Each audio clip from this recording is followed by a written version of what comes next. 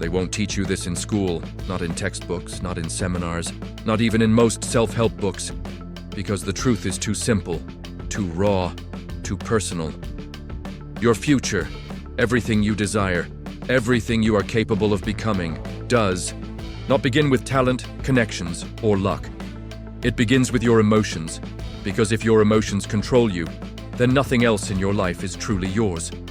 Not your time, not your decisions, not your destiny. We live in a world that rewards composure.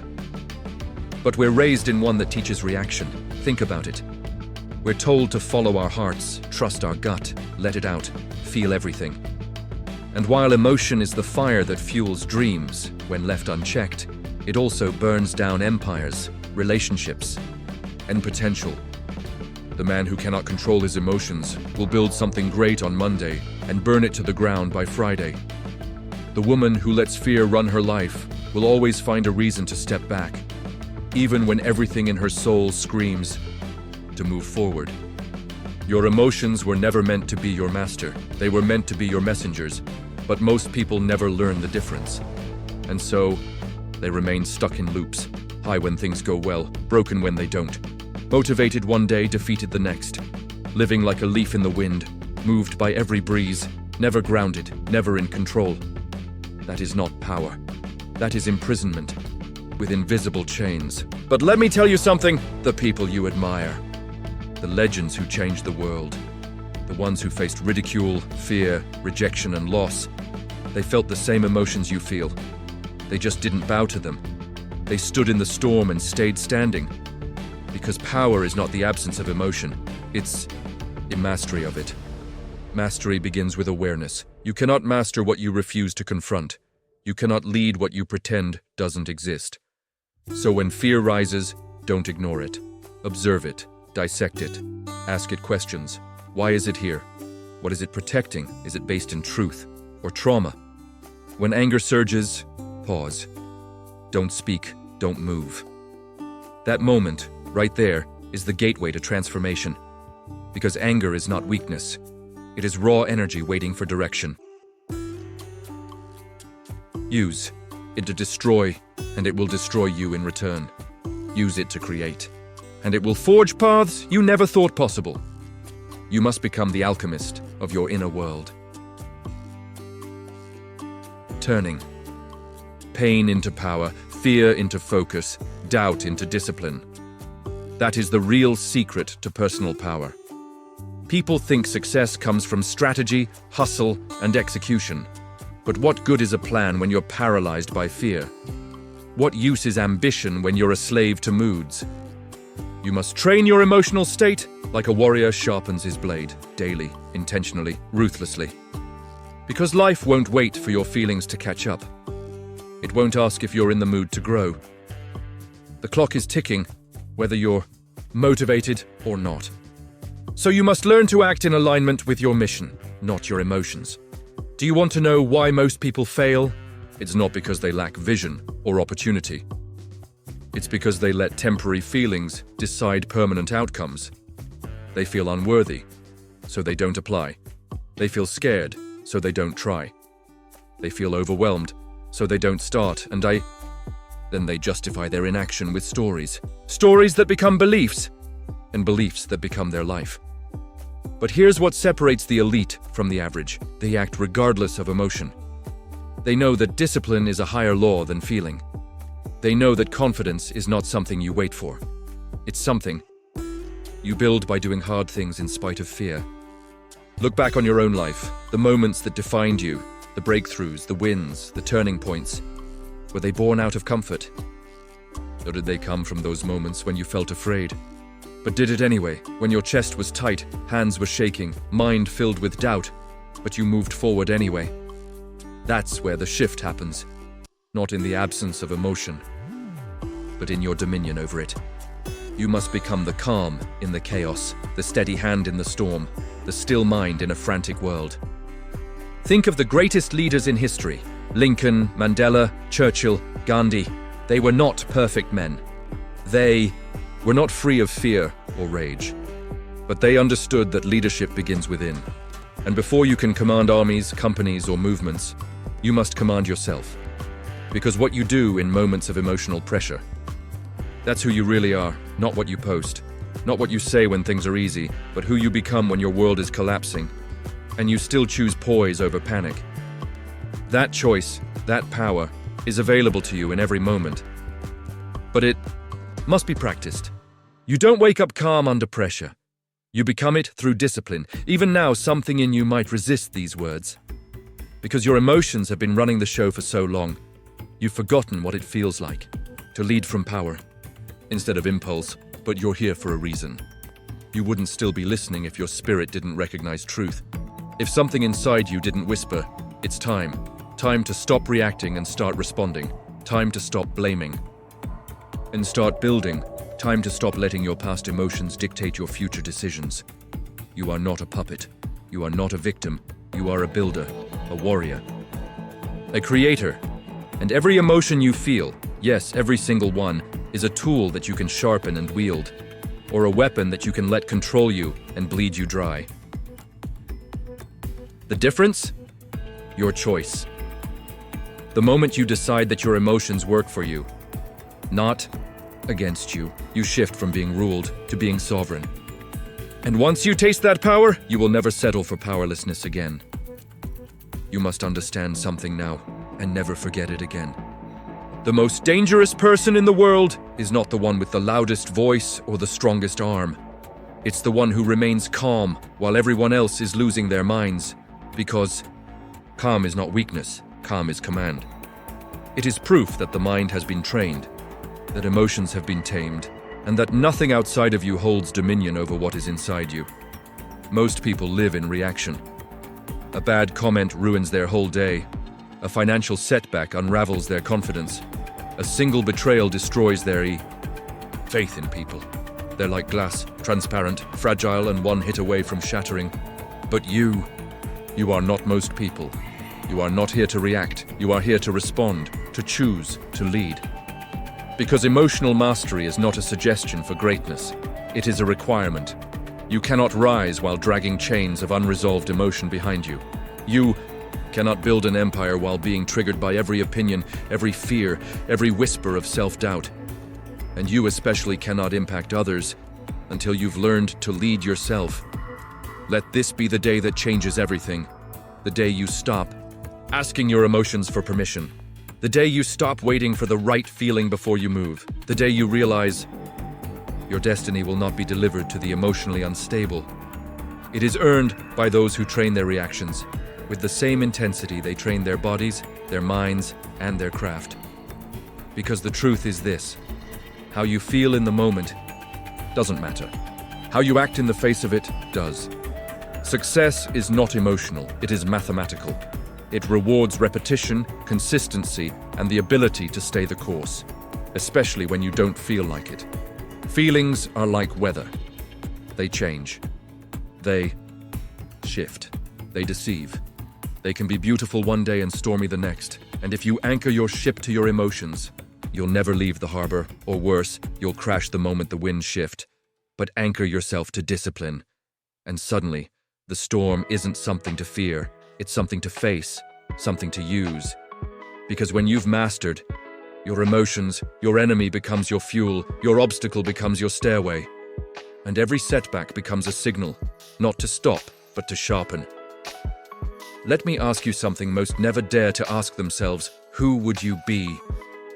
If nothing could offend you, if no fear could slow you, if no doubt could derail you, if no insult, no failure, no rejection could crack the foundation of your purpose, would you still procrastinate? Would you still let others define your worth? Would you still shrink in the presence of adversity, or would you rise? Would you walk into the fire, not because it's comfortable, but because your mission matters more than your feelings? That is the line. The separation between the common and the uncommon. Between the talkers and the doers. Between those who feel and those who focus. If you are going to lead your life, truly lead it, you must take back your power. Not from the world, not from your past, but from the patterns that have ruled you for far too long. The mood swings, the emotional outbursts, the Self-sabotage disguised as, "I'm just being honest." All of it must go, because your future is not built by feelings, it is built by focus, and focus is only possible when emotions are aligned, not in charge. Think of your emotions like wild horses, powerful, fast, raw, but without reins. They run you straight off the cliff. Harnessed? They take you farther, faster, and higher than you ever imagined. The same fear that once froze you can become the signal that you're stepping into something meaningful. The same doubt that once delayed you can become the push that makes you prepare. Harder, smarter, and better. The same rage that used to burn you out can become the righteous fire that says, "I will not settle for less anymore." This is the great lie of the age. That to feel something is to be something, but just because you feel afraid does not mean you are weak. Just because you feel broken does not mean you are beyond repair. And just because you feel unworthy does not mean the truth agrees with that feeling. Feelings are visitors, let them come, let them teach. But do not give them keys to the house, because your purpose, your power, your peace is too valuable to be handed over to every passing emotion. You must become the guardian of your inner world, ruthless about what you allow to grow there, because your emotions are seeds, and whatever you water will rise. Water fear, and your world shrinks. Water anger, and your bridges burn. Water doubt, and you build a prison of hesitation. But water faith, and doors open. Water focus, and paths appear. Water resilience, and you become unstoppable. The world has more than enough chaos, but what it needs, what it craves, are people who are unshaken, who bring order to disorder, calm to crisis, conviction to confusion. That is who you are meant to be, not ruled by impulse, but ruled by purpose. And purpose does not panic, it does not flinch, it does not beg for perfect conditions. It acts, it leads, it builds, no matter the emotional weather. ChatGPT said, "Because the truth is, when you decide to live by purpose instead of impulse, something incredible happens. You begin to develop an inner stillness, a quiet certainty, a state of mind that can't be rattled by circumstances or shaken by noise. You stop overreacting to minor problems. You stop chasing approval like a starving dog. You stop second-guessing every decision just because fear taps on your shoulder. You don't become numb. You become anchored. You still feel, but you don't fall. You still hurt, but you don't break. You still get angry, but you don't destroy. And when people look at you, they won't always know what it is, but they'll feel it. That presence, that grounded power, that unwavering clarity that comes from a man or woman who has walked through emotional hell and learned to keep walking. That's what separates the mentally weak from the mentally strong. The weak are always chasing peace. The strong create it. They don't wait for circumstances to change before they calm down. They calm themselves and then change the circumstances. You must understand that emotions are contagious. If you're not careful, you'll absorb the fear of the crowd, the anxiety of your friends, the doubt of your environment. But when you're emotionally solid, you don't absorb. You influence. You walk into rooms and raise the temperature. You set the tone. You stabilize chaos because you've already done the work in private, the brutal, honest work of learning who you are beneath the noise of emotion. Let's talk about that private work, because this journey isn't loud, it isn't glamorous, it doesn't post well on social media. It's in the late-night battles with your mind, the moments when fear is screaming and nobody's watching, but you choose courage anyway. It's the silence after failure, the shame after relapse, the anger after rejection. When you sit there, in the ashes of what you thought would work and say, "I'm still not done." It's the discipline to keep showing up, even when every feeling inside you says, "What's the point?" That's emotional mastery. That's personal power. That's the price of a future most will never taste. You see, everyone wants the outcome. They want the success, the peace, the legacy. But few are willing to kill the part of themselves that constantly wants to quit when it gets hard. And let me be clear, there is a part of you that wants to give up. A voice that says, just let it go. Just be average. Just stay comfortable. That voice is not evil. It's scared. It's trying to protect you from pain. But what it doesn't realize is that the real pain comes from never becoming who you were meant to be. So you must train that voice, not silence it. Train it. Teach. In that discomfort is not danger. That fear is not a stop sign. That discipline is not punishment. It's love. It's the highest form of self-respect. When you control your emotions, you reclaim your time. You reclaim your focus. You reclaim your ability to choose long-term vision over short-term gratification. You stop being the prisoner of 1,000 distractions and you become the commander of your future. You stop chasing dopamine and you start building legacy. You stop living based on how you feel today and start living based on what you want forever. And when you begin to do this consistently, relentlessly, the world opens up to you in ways you never imagined. Not because it suddenly becomes easier, but because you become stronger. You begin to attract different people. People who aren't addicted to drama, people who aren't slaves to mood, people who build, who rise, who breathe clarity and speak vision. Why? Because like attracts like, power respects power. And when you radiate emotional control, you become a magnet for greatness. But don't expect applause. Don't expect the world to hand you a trophy for mastering what most people won't even confront. Emotional. Your mastery is often invisible to the outside world. No one sees the battles you win inside. No one hears the thoughts you overcome at 2 a.m. No one celebrates the time you held your tongue when every part of you wanted to lash out. But make no mistake, those invisible victories, they are the foundation of every visible success. They are the cause behind the breakthrough. They are the reason you'll be standing when others fold under pressure. Because life is going to test you, not once, not twice, but relentlessly, and it won't ask if you're ready.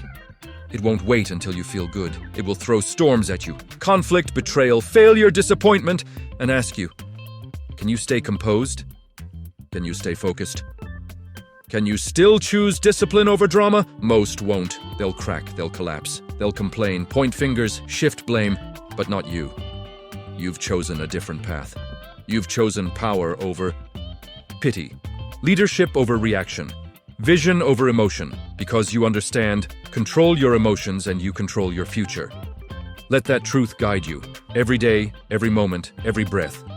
Not as a slogan, but as a standard, because the future doesn't belong to the emotionally gifted. It belongs to the emotionally trained. Because when that final test comes, when everything you've worked for is on the line, when pressure closes in and the world expects you to break, your emotions will rise. They will try to take the wheel. Fear will whisper, "You're not ready." Anger will scream, "Fight back, get even." Doubt will say, "Walk away, it's not worth it." But in that moment you will remember, you've been here before, you've trained for this, you've suffered for this control. You didn't build your mind for the easy days, you built it for this.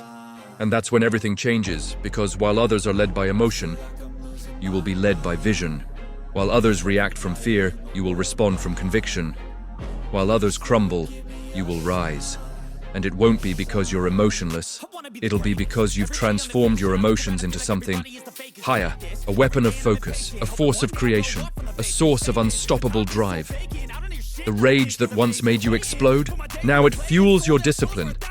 The fear that used to freeze you, now it sharpens your awareness. The sadness that made you question your worth, now it makes you cherish purpose like it's sacred. Because the difference between the weak and the strong is not what they feel, it's what they do with what they feel. That's what it means to be a warrior in the modern world. Not just muscles, not just ambition, not just drive, but emotional command, mental sovereignty, spiritual integrity. Because the truth is, your future can't be built by someone who's always negotiating with their feelings. Greatness requires clarity. It demands consistency, and it rewards those who show up every single day. Especially the days they don't feel like it. Look at the giants who've come before us: Carnegie, Ford, Edison, Mandela. These men didn't wait to feel powerful. They decided to act powerfully. They didn't ask their emotions for permission. They used emotion to drive purpose, to persist through chaos, to build what others were too soft to begin. That's your calling. Not comfort, command, not emotional indulgence, emotional elevation. Not to feel everything, but to lead through everything. Let me tell you something, no one else will. The world will never stop testing your emotional limits. It's going to push you, trigger you, hurt you, and then ask you what you're going to do about it. And that's when your training matters most. That's when your choices become your character. You either rise or you repeat. You either face the storm or you stay stuck in cycles. You either break the emotional patterns that have held you back your whole life, or you pass them on to everyone around you. There is no neutral here. You are either mastering your emotions or being mastered by them. And if you keep waiting for the world to get easier, you'll die waiting. But if you rise now, if you decide right now to become the one who leads yourself before leading others, you'll become untouchable. You'll walk into rooms with certainty. You'll move through setbacks like water through stone. You'll take the hit and still move forward because your foundation is unshakable. And eventually people will ask you, where does your power come from? And you'll smile, not because you feel superior, but because you'll know the truth. It came from the nights you didn't quit, the mornings you didn't give in, the battles no one saw but you still fought. It came from the moment you stopped being enslaved to emotion and started being a leader of self. That's the power no one can give you and no one can take away. So I leave you with this. There will be days when you feel tired. There will be seasons of loneliness, disappointment, and doubt.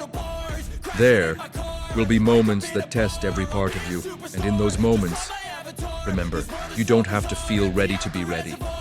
You don't have to feel strong to act strong. You don't have to feel motivated to be disciplined, because your emotions are not your truth.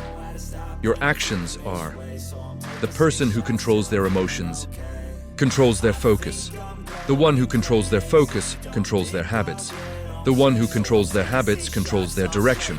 And the one who controls their direction controls their future. You are that person. You are that leader. You are that force. Don't let your feelings write your story. Let your standards write it. Let your convictions build it. Let your discipline finish it. Because this is not just about emotional control.